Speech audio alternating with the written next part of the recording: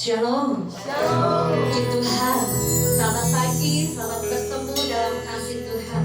Kita bersyukur pagi ini kita bisa kembali ada di rumah Tuhan. Semua karena anugerah dan kemurahan Tuhan. Mari saudara, kita mau siapkan hati kita. Kita mau arahkan hati kita kepada Tuhan. Kita mau menyembah dan memuliakan Dia. Kesempatan yang Tuhan beri, mari kita pakai untuk memuliakan Dia. Haleluya. Terima kasih Tuhan. Kami ucap syukur buat kebaikan-Mu Tuhan. Kami ucap syukur buat kasih setia-Mu di dalam kehidupan kami. Kau melalui hari-hari kami Tuhan. Semua karena anugerah, kemurahan dan kasih Tuhan. Terima kasih buat kebesaran-Mu Tuhan. Terima kasih buat penyertaan-Mu hari lepas hari dalam kehidupan kami. Kami bersyukur Tuhan. Engkau Bapa yang baik, Engkau Bapa yang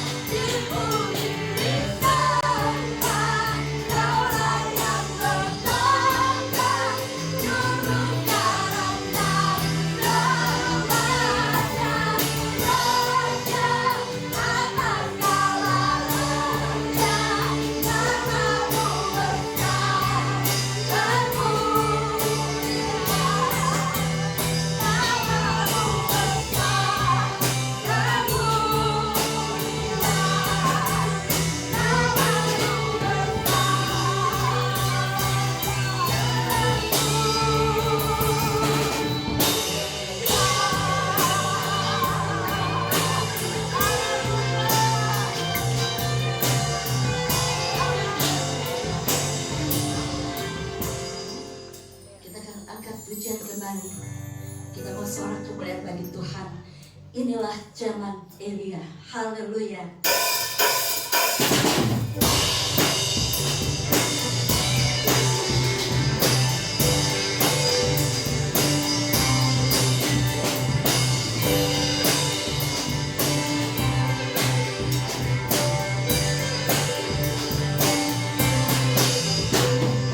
Inilah zaman Elia, nyatakanlah firman Tuhan. Inilah zaman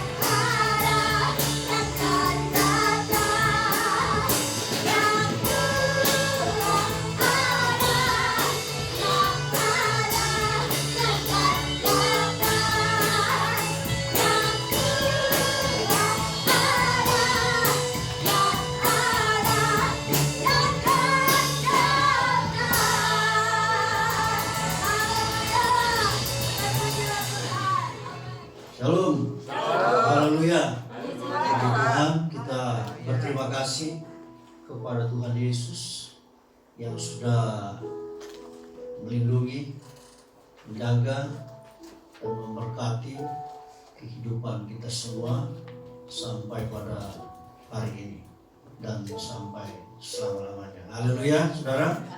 Selamat menyongsong hari Natal, hari kelahiran Tuhan Yesus Kristus.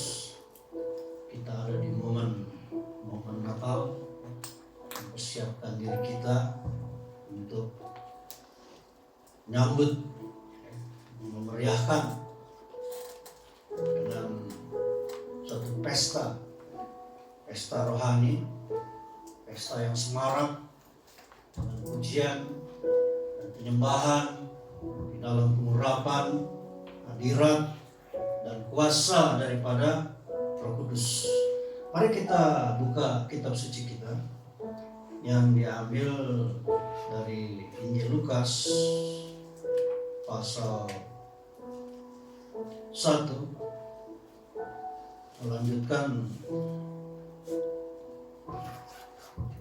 khotbah berapa minggu yang lalu. Kita baca ayat 32. Lukas pasal 1 ayat 32. Kita baca bersama-sama. 3, 2, 1. Ia akan menjadi besar dan akan disebut anak Allah yang Maha Tinggi, dan Tuhan Allah akan mengaruniakan kepadanya takhta Daud bapa leluhurnya, dan dia akan menjadi raja atas kaum keturunan Yakub sampai selama-lamanya, dan kerajaannya tidak akan berkesudahan. Kata Maria kepada malaikat itu, bagaimana hal itu mungkin terjadi, karena aku belum bersuami? Jawab malaikat itu kepadanya, Roh Kudus akan turun atasmu, dan kuasa Allah yang Maha Tinggi akan menaungi engkau. Sebab itu anak yang akan kau lahirkan itu akan disebut kudus, anak Allah. Haleluya. Amin. Jadi membaca ayat ini ada banyak hal yang bisa disampaikan, dan kita membutuhkan penjabaran daripada apa yang baru saja kita baca.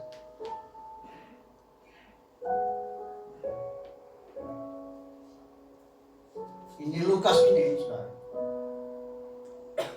adalah Injil yang mencatat tentang keadaan Yesus yang adalah anak manusia.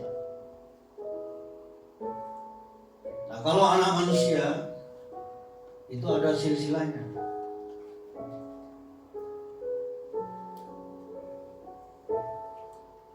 Makanya kita menemukan di sini takhta Daud. Nah, kalau Injil Yohanes itu mencatat Yesus yang adalah anak Allah. Nah, kalau anak Allah tidak perlu silsilah.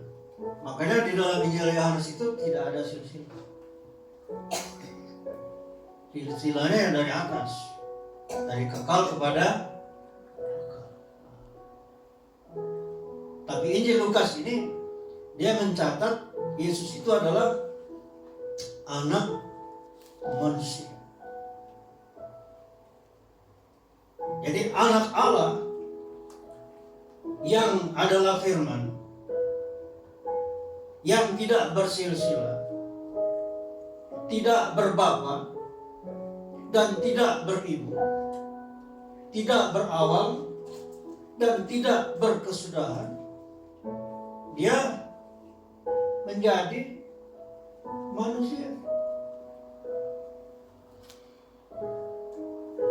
Yang dikatakan di sini anak yang kudus. anak Allah.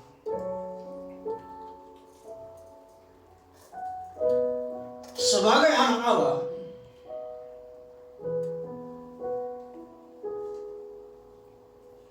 Yesus bisa hadir kapan saja tanpa melalui kelahiran melalui Maria. Tidak perlu. Dalam perjanjian lama dia pernah hadir berjumpa dengan Abraham. Dia menerima 1/10 dari Abraham. Lalu dia memberkati Abraham. Dia adalah Melkisedek. Tidak ada keterangan di dalam kitab Kejadian tentang Melkisedek. Bapaknya di mana, ibunya siapa, lahir di mana, tidak ada. Semua tokoh dalam perjanjian lama ada silsilah. Tapi Melkisedek tidak ada. Kenapa? Dia anak Allah. Dia datang dari surga. Tetapi untuk berbicara manusia dengan manusia, untuk menyampaikan pesan dari Bapa kepada manusia, dia harus menjadi manusia. Maka di sini dikatakan orang yang dipakai di sini adalah Maria. Ada sekurang-kurangnya ada 6 orang bernama Maria di dalam kitab suci. Ada Maria ibu Yesus, ada Maria Magdalena, ada Maria saudaranya Marta, ada Maria hamba Tuhan rekan sekerja Paulus di Roma, Roma 16 ayat 1. Ada Maria ibunya Yakub, ada Maria ibunya Markus. Tapi Maria yang dimaksud ini adalah Maria ibunya Yesus. Kita harus pelajari dulu silsilah ini. Karena ini anak manusia, harus ada silsilah. Silsilahnya itu dimulai dari satu pernyataan Tuhan. Di dalam kitab Kejadian pasal 3 ayat 15, di situ ada 2 keturunan. Keturunan perempuan dan keturunan ular. Saling bermusuhan. Keturunan perempuan dimulai daripada dipilihnya Abraham menjadi Allah. Jadi Abrahamnya Allah. Kalau dia bukan orang penting, tidak mungkin Melkisedek Raja Salem itu, Raja kebenaran. Dalam Ibrani pasal 7, Melkisedek itu tidak bersilsilah dia. Tidak berawal, tidak bersudahan. Dia diciptakan menjadi sama dengan anak Allah. Kalimatnya begitu. Sama dengan, bukan sama seperti, sama dengan anak Allah. Lalu dari Abraham ini terjadi satu perjanjian bahwa aku akan menerbitkan, produs, menjadikan kamu menjadi banyak bangsa. Tapi umur sudah 100, Sarah sudah 90, sudah mati pucuk.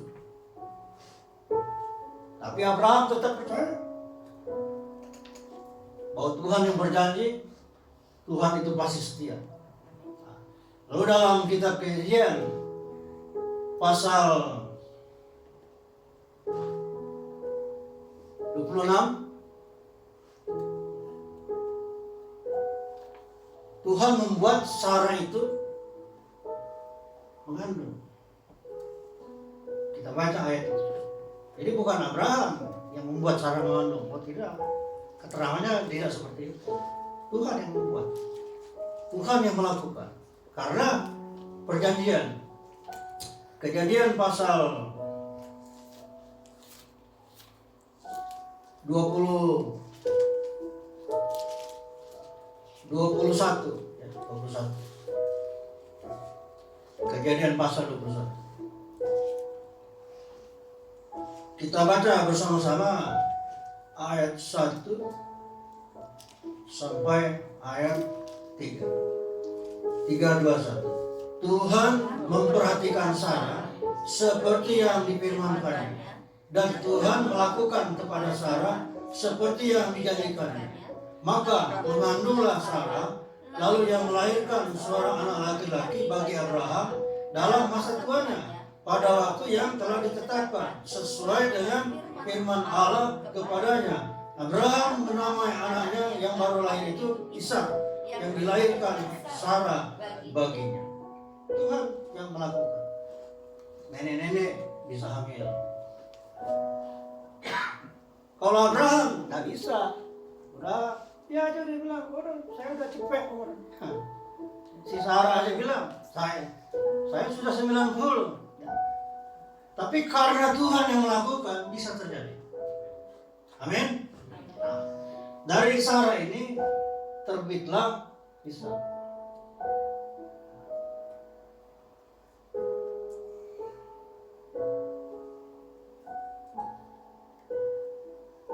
Ini di hulu.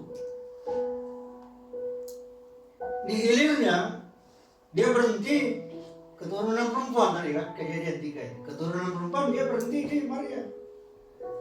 Jadi Maria ini garisnya ya dari Abraham itu. Dia lahir tanggal 8 September di Nazaret. Bapaknya namanya Yoyakim, ibunya Ana. Yoyakim, Ana ini sudah lama tidak punya keturunan. Tapi mereka imam, pelayan Tuhan. Lalu mereka bernasar, jika kami dikasih keturunan, kami akan persembahkan anak ini untuk melayani Tuhan. Lahirlah Maria. Rumah Maria ini tidak jauh dengan rumah ibadah kalau saudara pergi ke Israel. Jadi Maria ini hamba Tuhan. Makanya di dalam Injil yang dikatakan, saya ini hamba Tuhan, jadilah menurut kehendak Tuhan. Jadi di hilir ini dia berhenti di Maria ini, keturunan perempuan itu.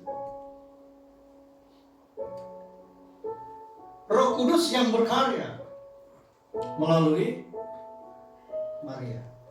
Lalu dia mengandung dan dia melahirkan seorang anak laki-laki yang bernama Yesus. Untuk apa Yesus lahir ke dalam dunia? Pada awalnya dia adalah firman.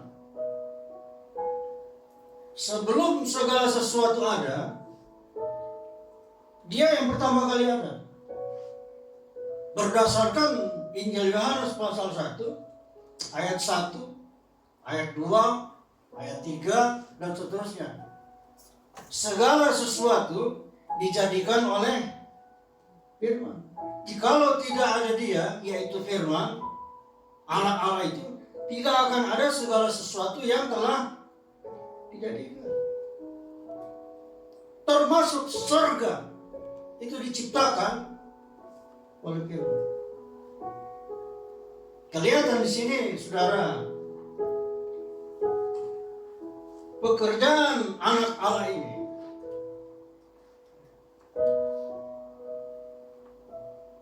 adalah imam. Imamnya.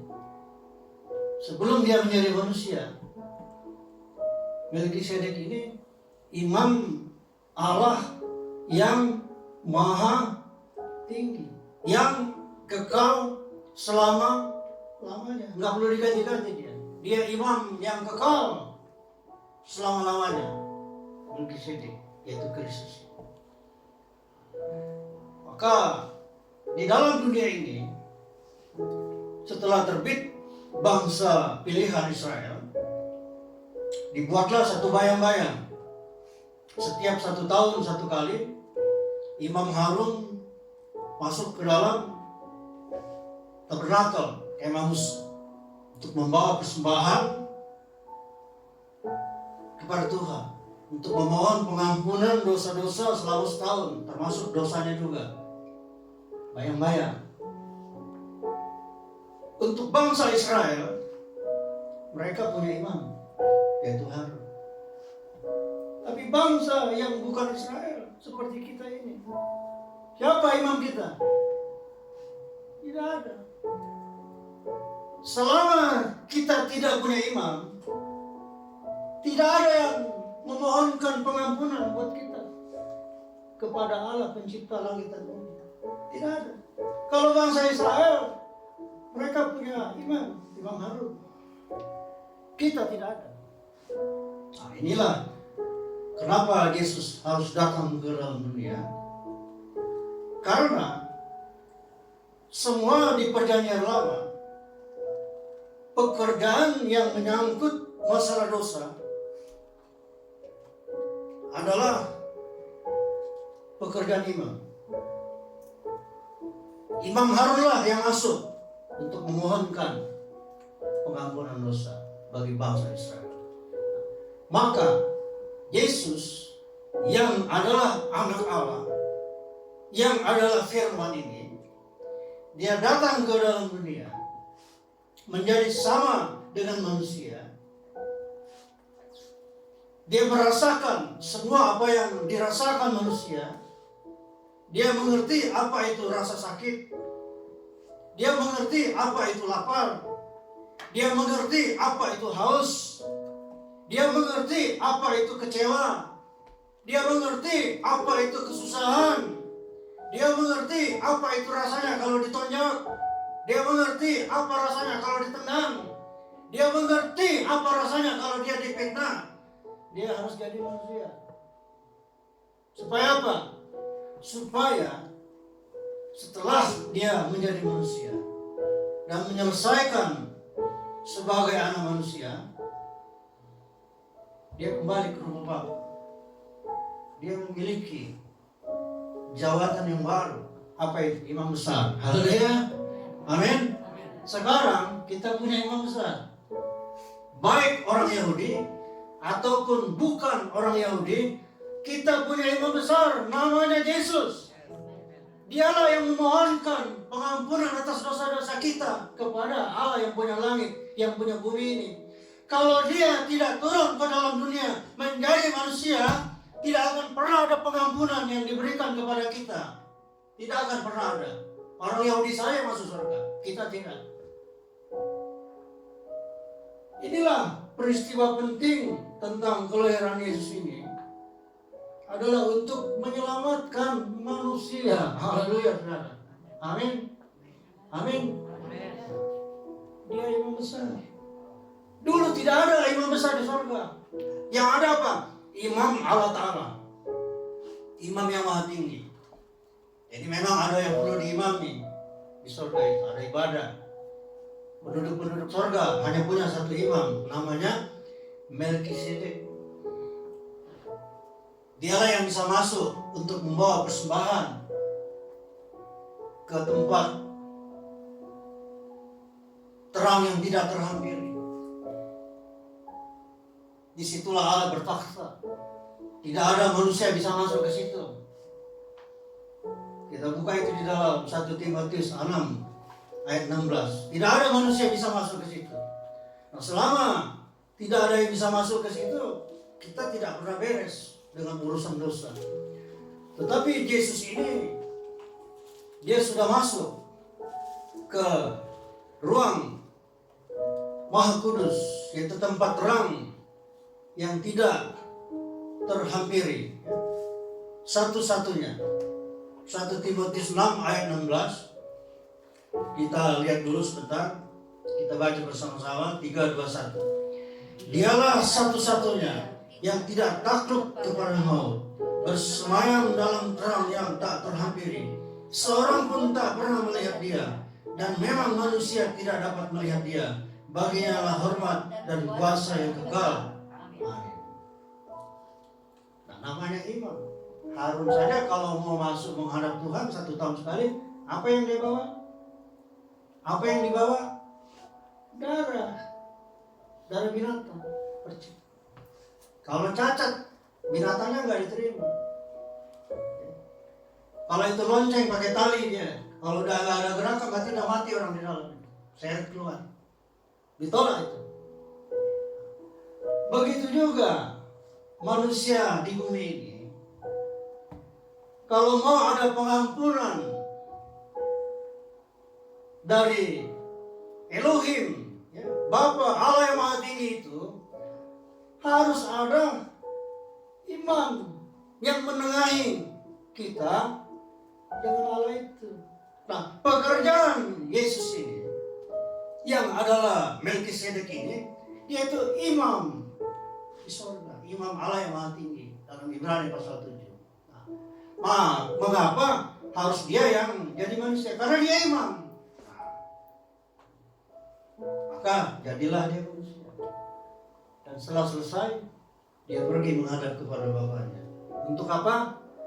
Memohonkan pengampunan atas semua dosa-dosa kita, tingkah laku perbuatan kita, dari nenek moyang kita, kutuk, dosa, sakit, penyakit, kesalahan. Nah, untuk masuk ke tempat terang yang tidak terhampiri ini, harus ada yang dibawa, saudara. Apa yang dia bawa? Darahnya sendiri. Lalu Bapa menerima persembahan darah itu. Lalu Bapa berkata apa? Iya. Semua kita diam. Maka Kristus itu adalah iya. Ya. Yes. Dalam surat Korintus. Bukan iya atau tidak. Ya. Kristus itu adalah iya. Nah. Lalu kita mengatakan apa? Amin. Amin. Amin. Kristus itu adalah iya. Karena Bapaknya mengatakan, iya, saya terima persembahannya. Diampunilah kita semua pagi hari ini. Kenapa?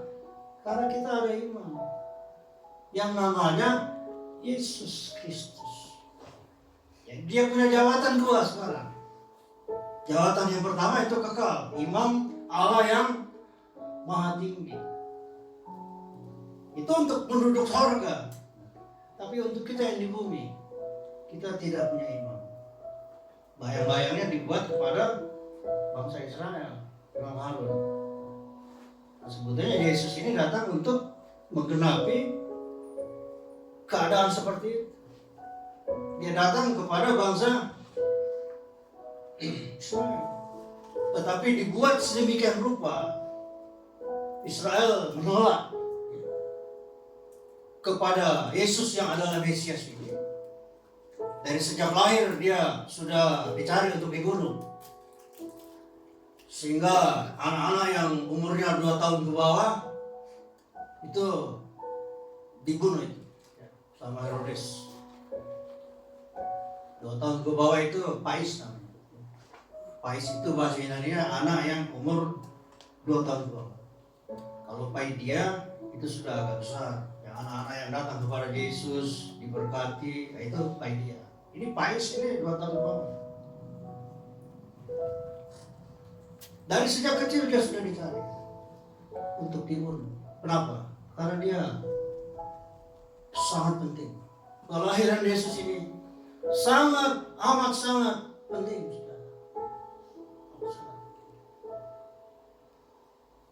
Maka di sini kita perlu memahami, saudara, bahwa kehadiran Yesus melalui firman menjadi manusia adalah untuk menggenapi semua nubuat-nubuat dalam perjanjian lama. Dan pada pagi hari ini, marilah kita melihat bahwa penolakan Israel terhadap Yesus membuat kita mendapatkan kesempatan untuk menerima keselamatan yang disediakan oleh Tuhan. Ia datang kepada miliknya sendiri, tapi miliknya itu tidak menerima dia.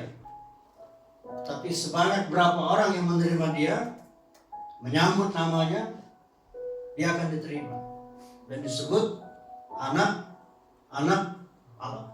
Yaitu kita semua. Kita semua. Bukti daripada Israel menolak Yesus, ya lubang paku. Maka di tangan kiri dan tangan kanan, di kaki dan di lambung ada lubang. Lubang itu tersimpan sampai hari ini. Bukan untuk kita, tapi untuk Israel. Untuk kita enggak penting. Mau ada lubang, enggak ada lubang, kita percaya Yesus itu Mesias. Mesias. Tapi untuk orang Israel, pada waktu dia datang kembali, dia mengatakan, akulah Yesus. Mana buktinya? Lubang. Lubang paku. Kiri kanan. Nah, lubang ini akan lenyap, akan menjadi normal pada waktu orang yang membuat lubang itu, bangsa yang membuat lubang itu menjadi percaya kepada dia, yaitu Israel. Maka Israel akan dipulihkan, akan dibuat menjadi percaya, sehingga dulu ya, kita ini jauh, kata Efesus pasal 2. Tapi mereka itu dekat. Bagaimana orang mau menyalibkan orang kalau dia jauh? Dia yang tombak, dia yang paku. Tapi itu musuh yang dia paku itu. Nah, kita yang jauh diberitakan kabar damai sejahtera. Sehingga sekarang kita bukan jauh, tapi kita sekarang sudah dekat. Sama-sama dekat, tapi belum bisa menyatu karena masih ada salib perseteruan itu. Nah, untuk melenyapkan perseteruan ini, supaya kita dan Israel itu bisa menjadi satu, maka yang menyalibkan itu harus dibuat menjadi percaya kepada Yesus. Pada waktu bangsa Israel itu menjadi percaya, kita yang dulu dekat menjadi, kita yang dulu jauh menjadi dekat, sama-sama dekat, kita menjadi satu. Lubang bekas patahan ranting itu bukan kita punya, Bung. Bukan. Israel punya. Harus tunggu dia. Maka kita, pada waktu kita menjadi satu, tidak ada lagi Yahudi, tidak ada lagi Yunani, kata Rasul Paulus. Maka kita disisipkan bersama-sama kepada pokok zaitun yang sejati, yaitu Kristus. Inilah gereja sempurna. Haleluya. Amin. Ini rahasia. Ini tujuan Yesus datang ke dalam dunia menjadi manusia. Ini program. Tapi iblis selalu menggagalkan. Ada usahanya untuk menggagalkan. Ajaran sesat sana sini, tidak peduli.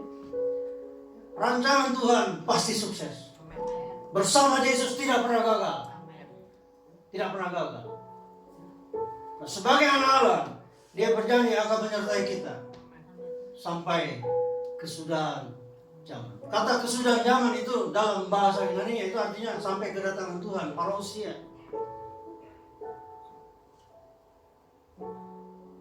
Kalau sebagai anak manusia, dia terbatas 12 murid di Israel. Tapi sebagai anak Allah, dia bisa menyertai siapapun di dalam dunia ini tanpa jam, tanpa waktu, setiap saat. Kenapa? Dia anak Allah. Dia firman. Dia Tuhan, Raja di atas segala raja. Haleluya. Sebab itu perintah untuk memberitakan Injil di dalam Matius 28 adalah perintah dia sebagai anak Allah. Makanya dia berani berjanji, aku akan menyertai kamu sampai aku datang kembali. Haleluya. Amin, saudara. Kalau bahasa Inggrisnya itu ditulis the end of all the ends. Kata the end itu dalam bahasa Yunani itu ditulis suntelia. Suntelia itu artinya dispensasi, akan menyempurnakan. Semua pemberitaan Injil kita ini belum sempurna. Kita hanya menyampaikan berita saja. Anda dan saya tidak pernah melihat Yesus disalib. Anda dan saya tidak pernah menyaksikan Yesus ditombak. Anda dan saya tidak pernah melihat Yesus dirajam. Tidak pernah. Kita hanya menyampaikan berita, kabar baik. Tapi dia berjanji akan menyertai kita dalam pemberitaan itu. Haleluya.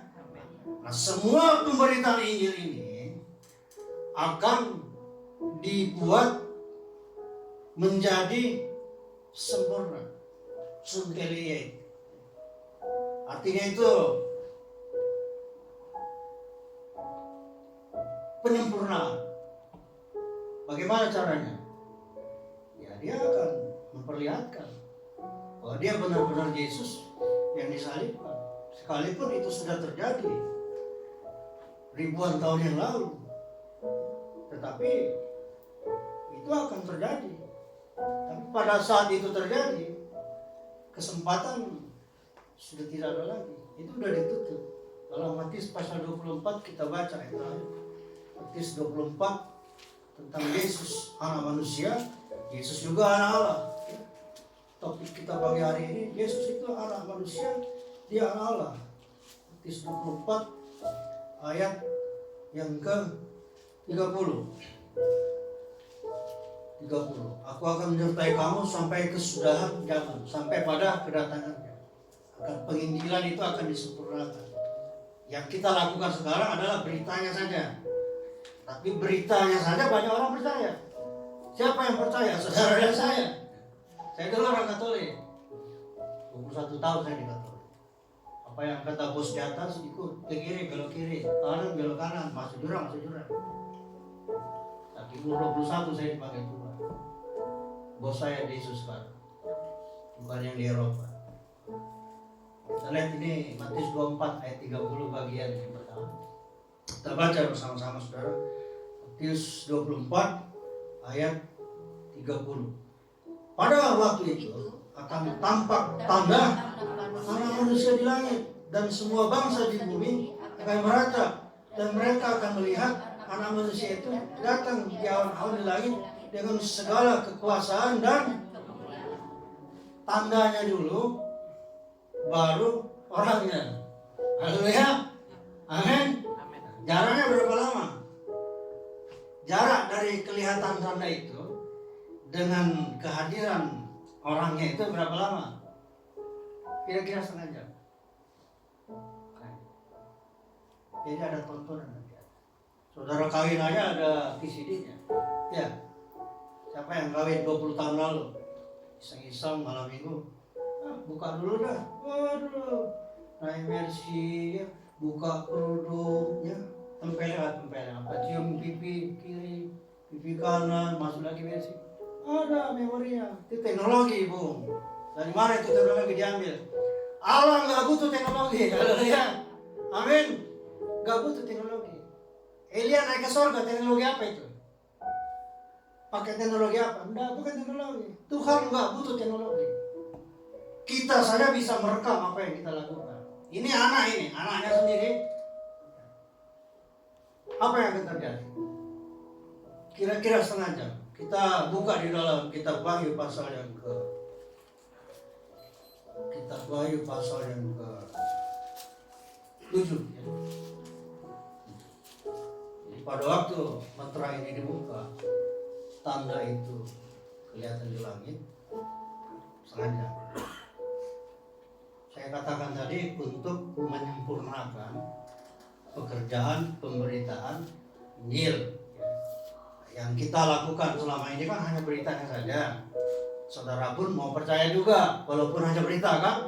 Padahal saudara pun nggak pernah lihat Yesus itu ditombak, Yesus itu dirajam. Saya juga yang memberitakan pun nggak pernah lihat saudara. Saya yang menyampaikan beritanya saja. Tetapi itu pun disertai oleh Tuhan dengan tanda-tanda ajaib. Orang sakit disembuhkan segala macam lah. Ya. Nah, tetapi semua pemberitaan Injil itu akan ditutup, artinya disempurnakan. Makanya dikatakan itu suntelia, itu menyempurnakan sebagai bentuk satu dispensasi, disempurnakan. Wahyu pasal 7 ayat, kitab Wahyu pasal yang ke-7 Pasal 8 kita baca, saudara. Ayat 1 saja. Baik, pasal 8 ayat 1 kita baca bersama-sama. Dan ketika anak domba itu membuka meterai yang ketujuh, maka sunyi senyaplah di surga. Kira-kira setengah jam. Apa yang terjadi? Ini meterai 7. Tapi adanya di pasal 8. Harusnya di pasal 7 ya. Ada 6 meterai kan di pasal 6.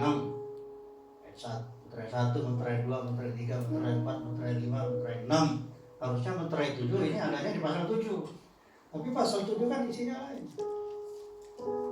12.000 satu suku Israel. 12 suku 144.000. Dia adanya di pasal 8. Apa yang terjadi? Pada waktu anak domba itu membuka meterai yang ketujuh, hening, diam, di surga diam, tidak ada yang berbicara. Apa yang terjadi? Langit. Yesus bilang ada. Yesus ditonjok ada. Yesus dipaku juga ada. Tapi itu tidak lama. Kira-kira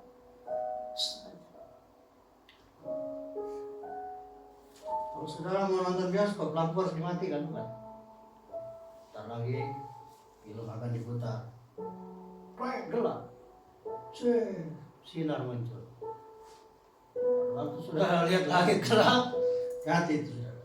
Luar biasa. Dia untuk menutup penginjilan, menyempurnakan.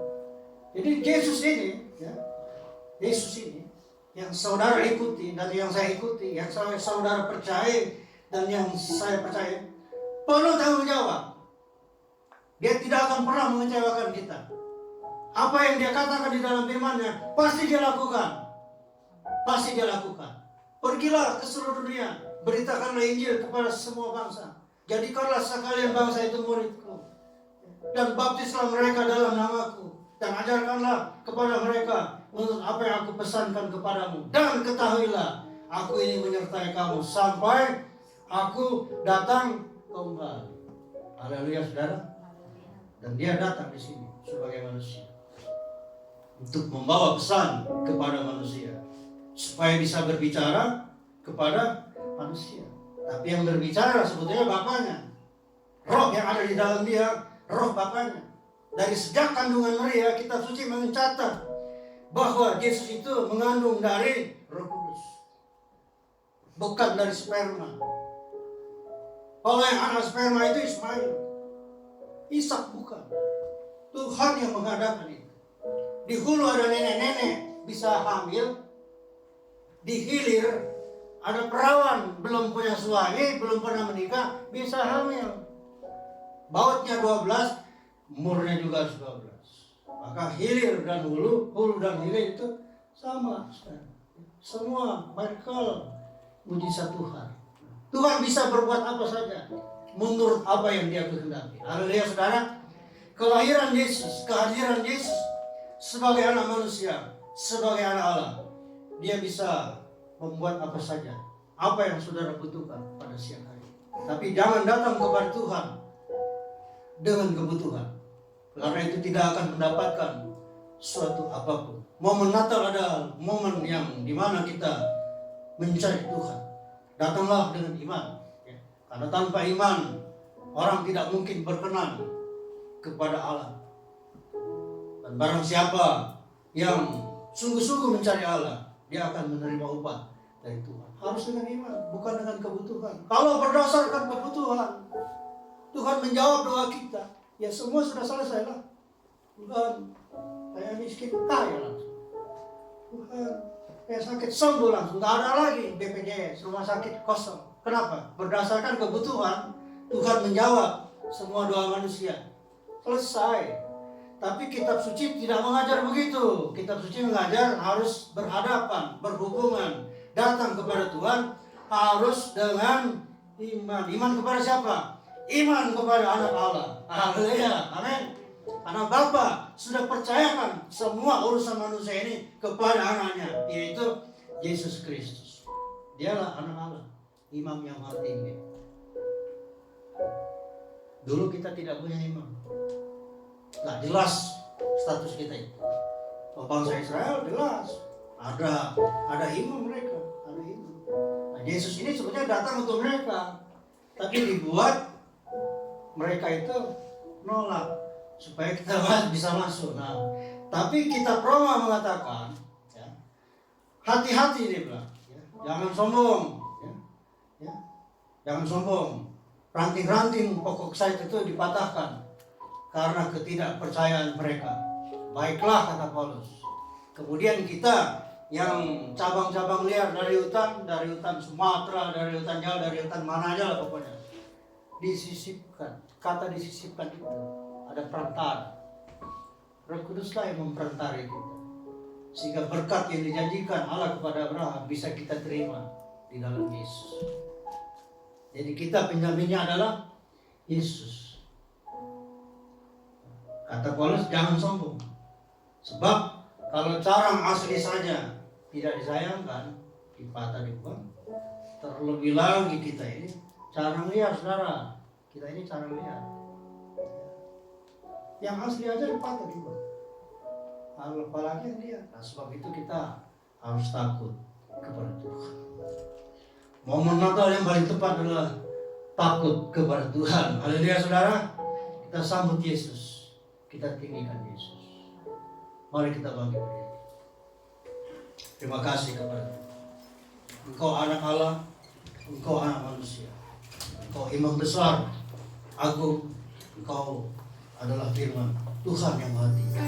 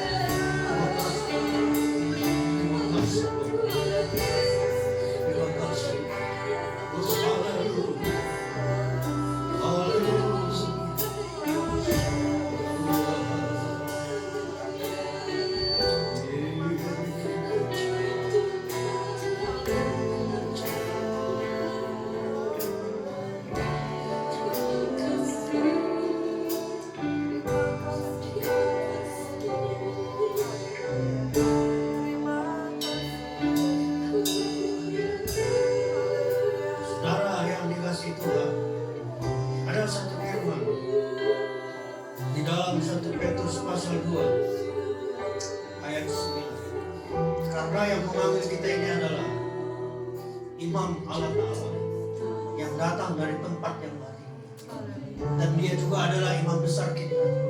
Sebab itulah tujuan dari dia memanggil kita. Tetapi kamulah bangsa yang terpilih, imamat yang rajani, bangsa yang kudus, umat kepunyaan Allah sendiri, supaya kamu memberitakan perbuatan-perbuatan yang besar dari Dia yang telah memanggil kamu keluar dari kegelapan kepada terangnya yang ajaib. Jadi Kristus memilih kita untuk menjadi imam-imam, untuk menjadi raja-raja. Ada kerajaan, dia raja dalam pemerintahannya nanti, zaman 1000 tahun damai. Dia Kristus, dia telah memilih saudara sebagai imam-imam, sebagai raja-raja, imamat yang rajani. Katakan haleluya. Angkat tangan saudara. Nyanyikan pujian ini. Kami memuji Tuhan. Kami memuji kebesaran-Nya. Haleluya. Haleluya. Haleluya. Oh, haleluya.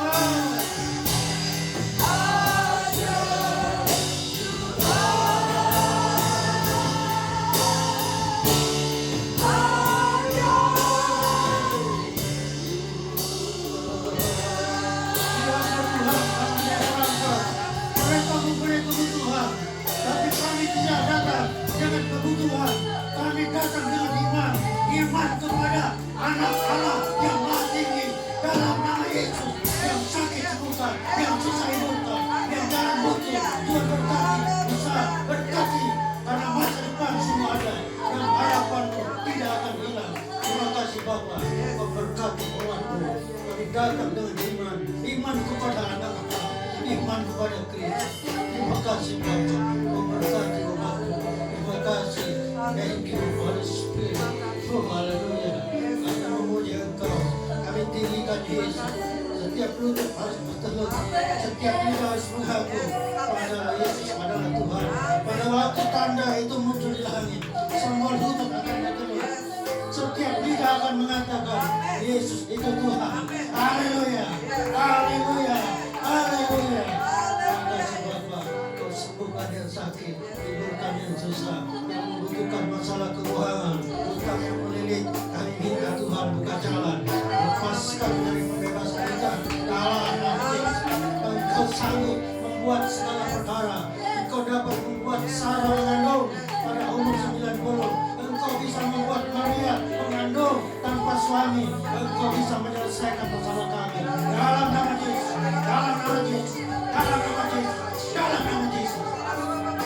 Haleluya, haleluya. Terimalah pujian Tuhan kami semua. Kami mengasihi anak-Mu yang tunggal, Yesus Kristus Tuhan kami. Dia anak Allah yang mati. Dia iman besar kami. Dia imam Allah Ta'ala. Dia Tuhan kami. Dia Mesias. Dia Kristus yang Engkau urapi. Dialah kekasih kami. Blessing umat-Mu siang hari ini.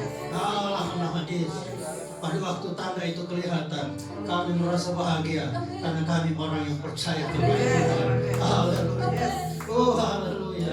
Kami ingin selalu bersuka cita. Terima kasih Tuhan. Terima kasih Bapak. Terima kasih Tuhan. Terima kasih untuk urapan Terima kasih untuk hadirat-Mu. Kami merasa bahagia. Kami didatangi Tuhan. Kami merasa bahagia. Engkau datang di sini Tuhan. Kami merasa bahagia. Lebih dari bahagia apapun. Pada hadirat Tuhan yang sangat dahsyat. Oh, haleluya. Terima kasih Tuhan. Kami tidak takut. Engkau menyertai kami sampai parousia, sampai Engkau muncul lagi di langit. Engkau selalu menyertai kami. Oh, haleluya. Terima kasih. Terima kasih Tuhan. Terima kasih. Terima kasih. Terima kasih Pak. Terima kasih. Terima kasih. Buat orang yang tidak percaya sulit untuk menerima, tapi buat kami orang yang percaya, Engkau anak Allah yang hidup. Engkau Tuhan, Engkau Mesias, Engkau Kristus. Oh, haleluya. Haleluya. Haleluya. Haleluya. Haleluya. Para Yesus sekalian, kita kembali ke rumah kita masing.